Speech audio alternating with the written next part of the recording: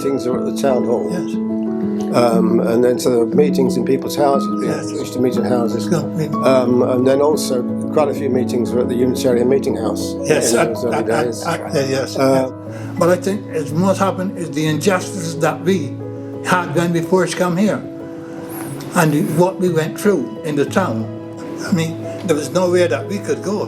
The only way that we could go is you had the honky tonk. The honky tonk is a cafe, honky tonk, where the Americans, you black Americans could go because they're like us.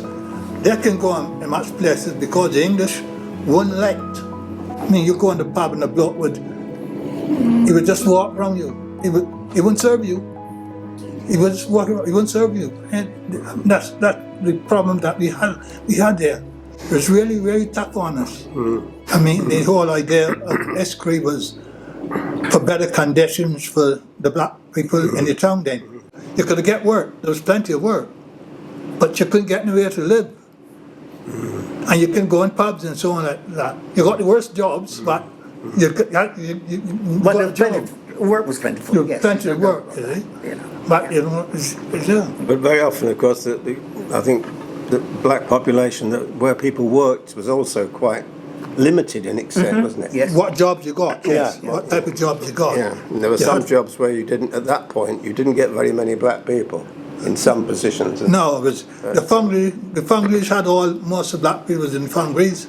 Yeah. And a few jobs in the machine shops. The skilled machine shops, you can have the shops, you can get jobs for looking. Yeah. You know. We didn't get the face-to-face jobs. Yeah. You know, so I mean, what was happening basically is that people were aware of, obviously from their own experience, were aware of these of discrimination and racial prejudice and that sort of thing. And I think it was that consciousness that brought people together. And I certainly remember at that inaugural meeting, the speakers, I think it was the Bishop, Leslie Brown, and Ken Weech, the MP, and Harold. I remember Harold speaking very forcefully. Yes, at that meeting. But Harold was always like that.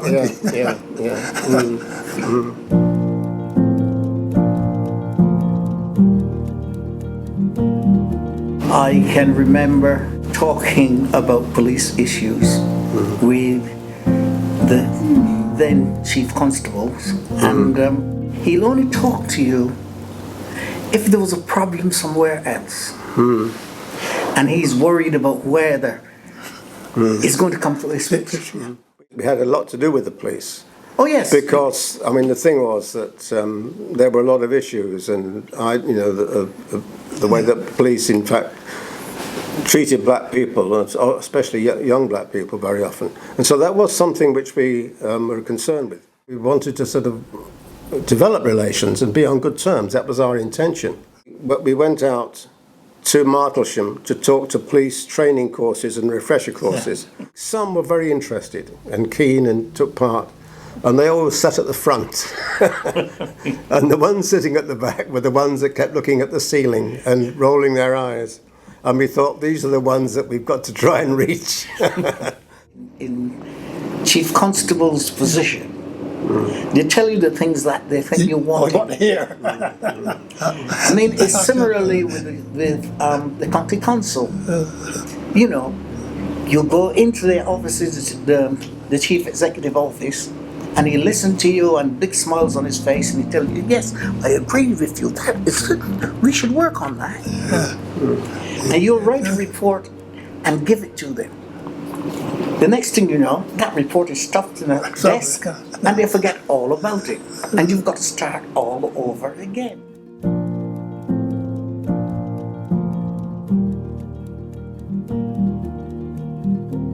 There were political people who were not keen on the idea, shall we say. Of course, one of the big things at that time, back in the 70s, were racist organisations.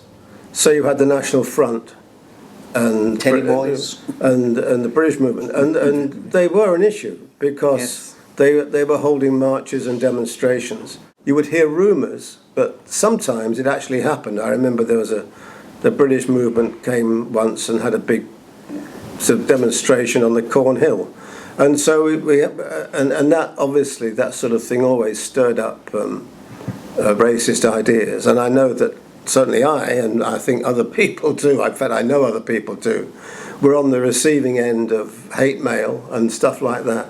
But we also had support. So some of it was a bit equivocal. I think some people didn't quite know how to react, if you like. I mean, I think this is where we did make an achievement. We did reach out to people. It wasn't all plain sailing. When we moved into the Caribbean Centre, we had problems.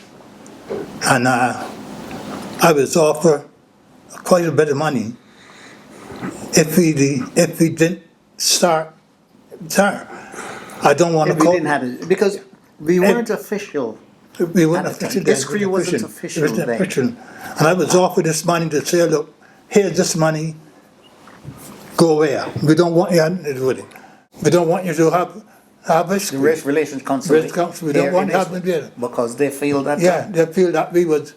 they'll put Ipswich too much on the map as Yes. far as race relations is Yes. concerned, and not in a good way. No, see, But the point was, from our point of view, here in Ipswich, we built up from those early beginnings, and we gradually built up an organisation, which, as I say, initially was people sitting around in kitchens and things talking.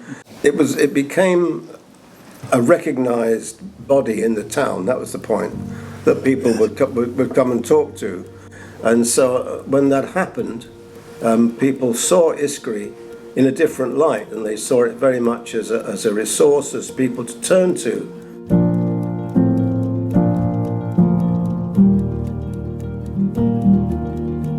it was a lot to do with the police stop and search. For the At youngsters, that time yeah. was very important. Yeah, that was the thing which they came, I think, and talked to most, was Yes. that they were being, it's a stop and search, Yes. and they felt that they were being, hassled by the police, basically, and picked on because of their appearance. Not just skin colour, but also, of course, that time there were quite a lot of rastas and things like that, and so with the dreadlocks, etc. So that was mainly the young people. I think maybe a slightly older group, sort of young parents and this sort of thing, they were more concerned with education and the Yes. fact that there was a perception that black youngsters were getting a bad deal in school, that they were not doing as well as they should do. And why was that? People who just didn't understand. They just didn't understand what was going on. And so that they were finding it sort of difficult in terms of education to actually give black youngsters that equal opportunity. And that was something which people used to raise and come and talk about. We dealt with it, We had that more to all say, at the coalface. Yeah. I have had to go into the school that my kids went to and really give the head teacher a really big kick up the backside for the way they were treating my daughters. Now, we were a bit naive in our thinking when we actually start moving forward with ISCRE, is because we thought that we were going to set up this organisation, and the way that we were having people coming into the office and talking to us, and we were doing our best to help them, we'll last for about 10 years and that'll be it. We would achieve everything. 45 years, we're still here. As a black parent, I think we all had the same thing. I had the same thing because, like I said, I am older, well, I'm here longer than most, and my children... Yeah, you're a bit older than I am. Yeah, yes. And my children went into school first. We got the worst jobs when we came here. So we had a... But you were grateful for it. We got to give you a job. We got jobs, but they needed us. Yeah. They needed us, so we got the worst jobs, the poorest jobs, the less paid jobs. So therefore, to make a living, when you got 4 or 5 children, you work all the overtime that you can with. And I would go up to open evenings. But the only that person is there, right? You got 20 minutes. The teacher's got.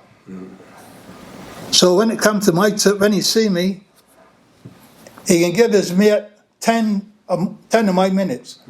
I get there. How are you, Mr. Grant? Oh, Albert he's good at cricket. See you next year. I said, what are you talking about? What about his academic thing? They didn't give one damn thing about black kids. They shortchanged the black But it's still children. happening now. They shortchanged black children. As a Barbadian, we had one of the best education in Barbados. See, what Hamel and Albert are saying now is the sort of thing that we were hearing a lot from people. That the expectations were different. That what black parents who'd come from the Caribbean were expecting from school was different from what they were getting, and that caused friction. Between Yes, it did. between It did. schools and parents. Another problem was of the expectation of what black children could achieve, and the common complaint that became is that, as we've just heard, that black children were not expected to achieve academically.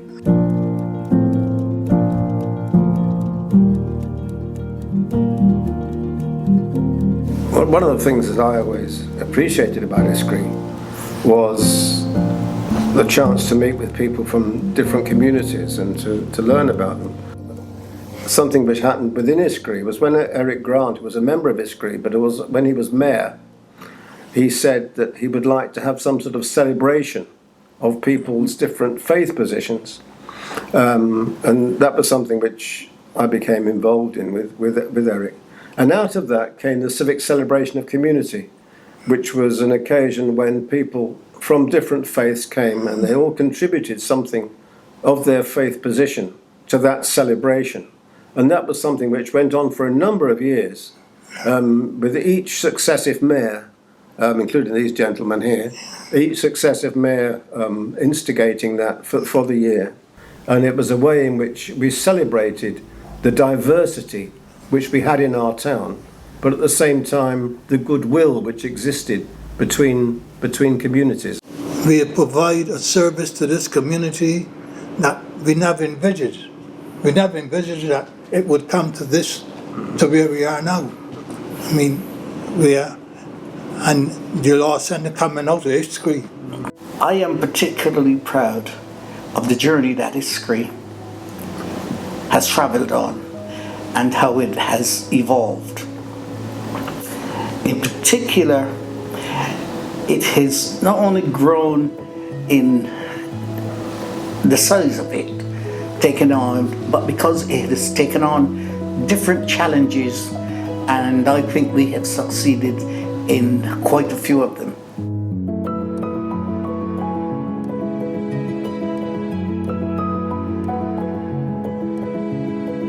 The reason I joined at that time, because I felt basically that there was discrimination in the sense that it was in the institute as such. You couldn't see it, but you can feel it. The discriminations were in jobs, in housing, in buying your own property. It was a bit difficult for people to express themselves. I thought I can help them because there is no point in shouting about it. You need to be in some organization where you can have a pressure group. Ipswich used to be a very remote place. If you went to the villages, they hardly saw any black person or ethnic minority except some GPs. But even in those days, they used to say, "Can I see a white GP, not a brown one?" I mean, what motivated me to get involved in ISCRE? I mean, for me, justice and fairness and equality is just part of my life. It's part of my daily living.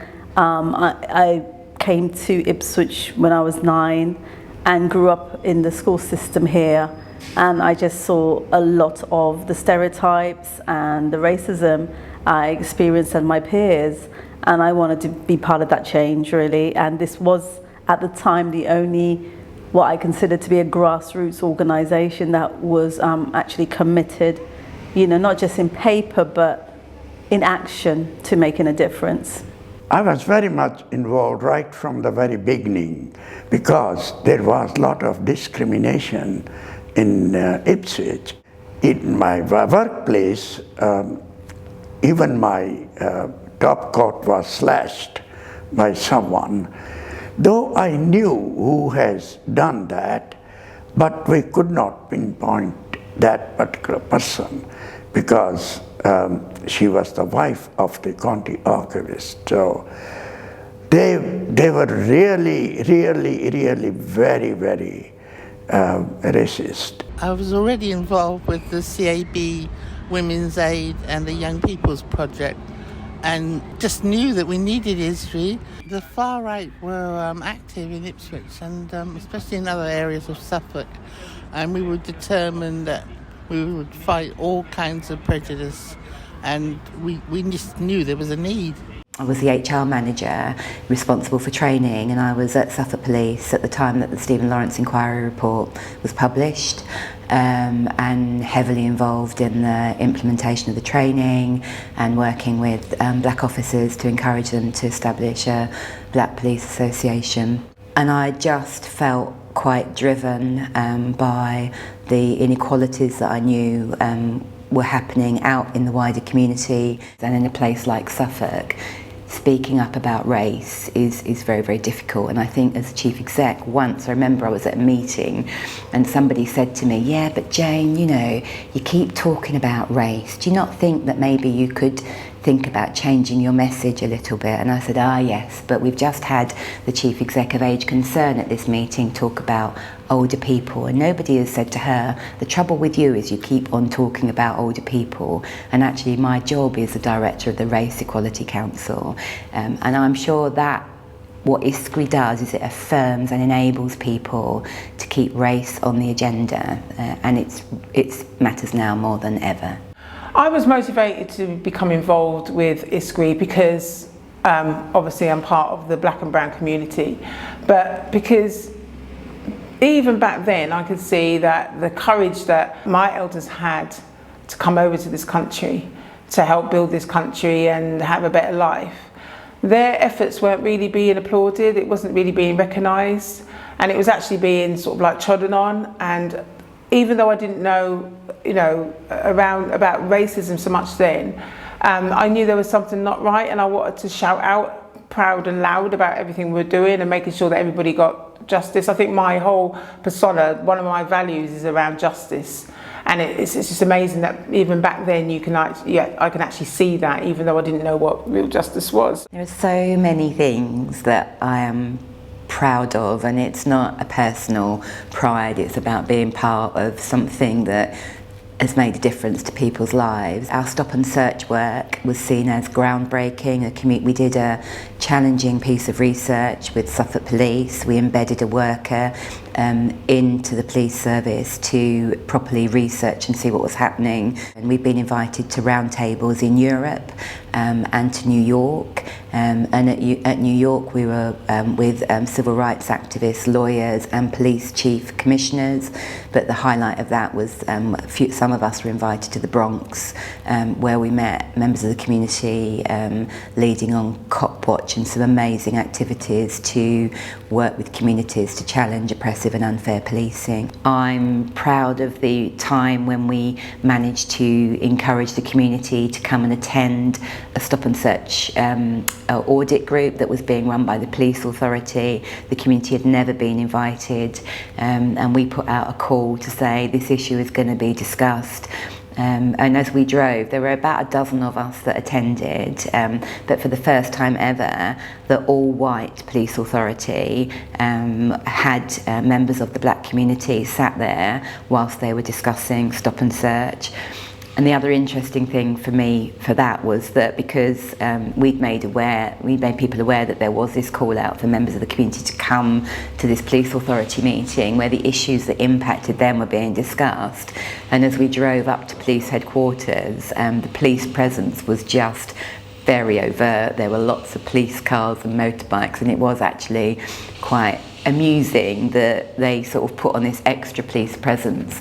That tells you a lot, I think, about how the police still feel about this issue and how uncomfortable they are at the idea of being held directly to scrutiny. And I must say, so one of my tasks as a prison chaplain was that to see that they do not recommit the crimes for which they have been imprisoned. And I'm pleased to say that during my 11 years in the working for the Suffolk prisons, not even a single prisoner, Hindu prisoner, came back after he has been released. So that was a very point of work that I did for the chaplaincy. I think 45 years, go on ISCRE, 45 years and is still here. I'm very proud to know the people here, work collaboratively with them as well. And how many organisations are we involved in, or do we know about that, keep that connection with the culture, with the heritage, you know, with our community. And obviously it's not just the black and brown community, it's the diverse, the beautiful diverse community that we have in Suffolk that they continue to support each and every day. Thank you, ISCRE. ISCRE has always been there for me for support when I'm going through discrimination in the various jobs that I've had. For my family, I've been able to signpost people to ISCRE and they've been able to help. When you're in that place where you don't know what to do, where to go, and you feel really low because of the way you're being treated, having somewhere like ISCRE is, to me, has been so much of a benefit. They've helped my son through some cases that he's had to deal with. So on a personal level, I don't know where I'd be without ISCRE. Hospitals, NHS, we were trying to find out why the nurses weren't promoted as matron. They were here for 20 years and still didn't get promotion. Most of them were in menial jobs like cleaning floors or things like that. But those who were qualified, and some of them were qualified in UK. The doctors were qualified in UK, although they must have started in Pakistan or Egypt or Turkey or wherever, and then they did post-graduation UK, but they were still using the same old reasons that they didn't have UK experience. Well, the question was, how can you have a UK experience when you have just come from Uganda 2 weeks ago, had been thrown out? What UK experience do you need? It's the same thing everywhere. So those were our achievements. We started getting to the people, asking them what was happening. The work that I've been doing with black prisoners has really made me quite proud. The impact it's having on them and their health and well-being, and creating equality and change for them. And to feed back to the prisoners themselves that they were making a difference. You know, it's because of their voice and what they've been sharing in the forums that actually the prison outcomes are changing, and the institution is changing, and the staff attitudes are changing, and that to me I'm really proud of. I think over the next 5 years, ISCRE is going to be needed more than ever. I think its relationship with the Law Centre and anti-discrimination work, it has to speak out against a hostile environment. As we see austerity impact local authorities and policing, I know, I've worked in this field for many years, that issues around equality and diversity are seen as soft issues. And simply because potentially we have politicians that appear to be more diverse doesn't necessarily mean that issues around race and diversity are sorted. I want to bring Ipswich Carnival back. I want to see a parade, and I really, really want to see English flags. I don't believe that the far right and football are the only people that wave the flags. And Ipswich and Suffolk, there are so many languages spoken, so it could be a wonderful, diverse carnival.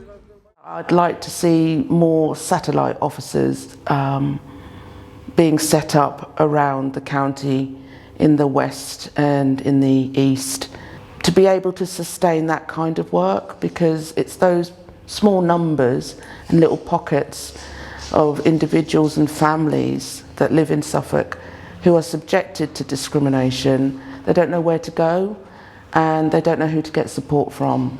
So things have changed, and I think what we really need to do is to make sure that it keeps on going and improving all the time, rather than sitting back and be happy with what we have achieved so far. Yeah, I've got a really strong vision for ISCRE to get a lot more involved in the grassroots communities, capacity building the communities who don't feel they have a voice. I know resources is always a challenge, but maybe create more roles for unemployed black young people who have got an interest in justice or equality issues to get more involved. And it might mean a bit of collaborative work. I think ISCRE needs to invest in digital platforms and offers to reach into younger people, keeping up to date, and that requires investment. So this organisation needs to secure its future. ISCRE should be stamped everywhere, so people wonder, what's that logo? Who are they? What do they do? And because what ISCRE does is embedded, it's a golden thread that goes through every single thing that we do every day while we're living. It's now taking those group of 23 to 25 young black and mixed race children through a journey so that they become self-aware, but also aware of they can make a difference to making Ipswich and Suffolk a fairer place, a more just place. I'd like to see them become the next generation of leaders. So when we talk about equality, what I might say might seem a little bit strange, but it's hard to have equality of two unequal halves. And this is something that needs to be in the forefront of our minds, because until we see this, these are the reasons we have young people still struggling with stop and search, or experiencing racism in school. Noticed during the pandemic with the BLM demonstrations how much the younger, the children in high school and colleges are into social justice issues. That's a good start, but the younger ones maybe would need some kind of maybe a small scale campaign that would give them the skills necessary to understand more, or give them an awareness of the issues around social inequality. So it's for us really to talk to them, but give them the facts and just be open with them. And I think we stand a chance of really connecting on that level where they can contribute to the dialogue. They can contribute to what affects us, all of us as human beings.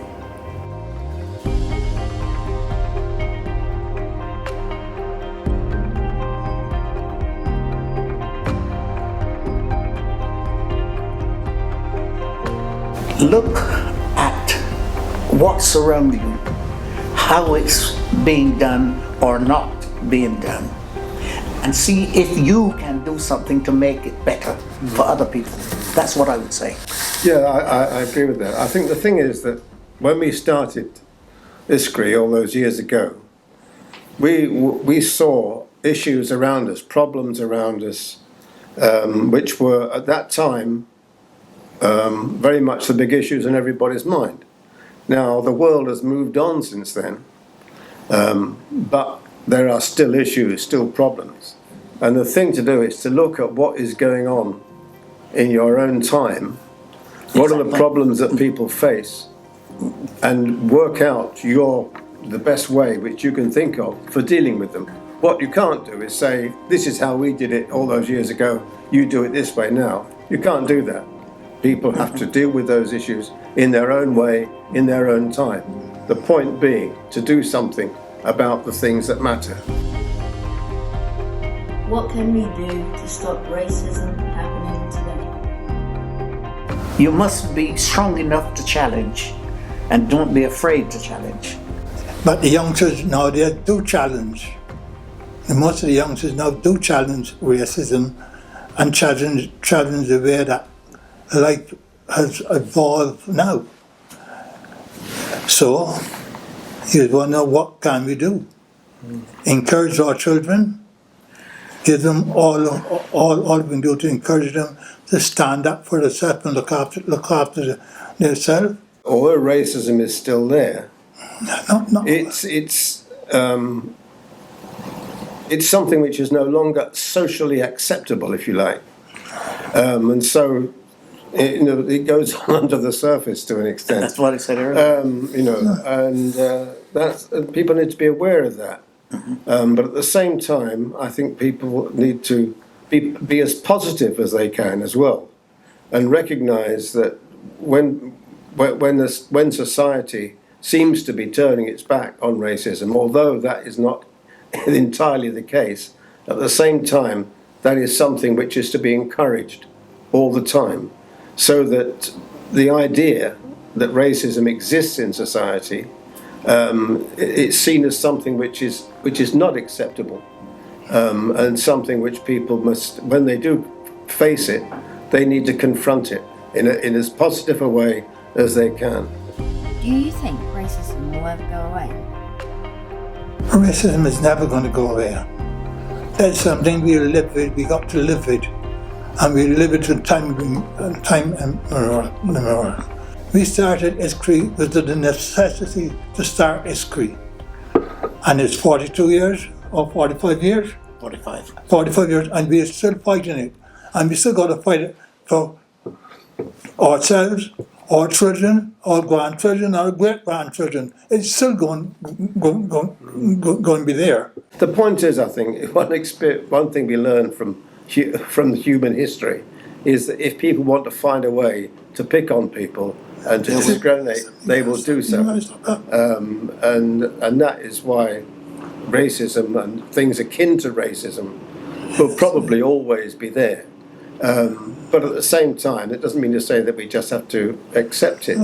There are, in some ways, there have been improvements. I think I can remember a time, when racist jokes and racist remarks and that sort of thing were commonplace amongst all sorts of people, in a way that they're not now. I'll answer the question directly. In a nutshell, racism is not going away.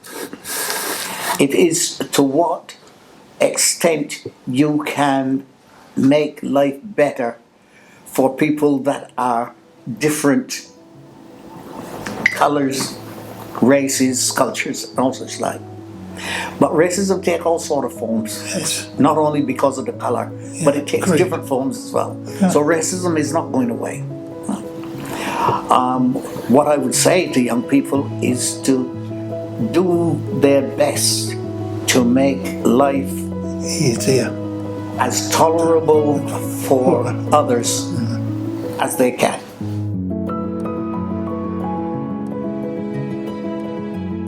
I feel privileged to be part of this celebration today. I think we can all agree that what we have heard in this film is a story of courage, of resilience, of passion, and unrelenting commitment. Every single person who has passed through ISCRE has added their own paragraph to this book that has been 45 years in the making. We are truly proud to stand on the shoulders of giants who came before us. Our rallying call to everyone here today is to take this opportunity to add your own page to this book. As a volunteer, as a staff member, as a trustee, as a supporter, as a partner, or even as a funder, you can be part of the next 45 years of ISCRE. I'd like to thank every single person who has contributed to this very important story, and all those who will be part of ISCRE in the future. Here's to the future of ISCRE. Thank you.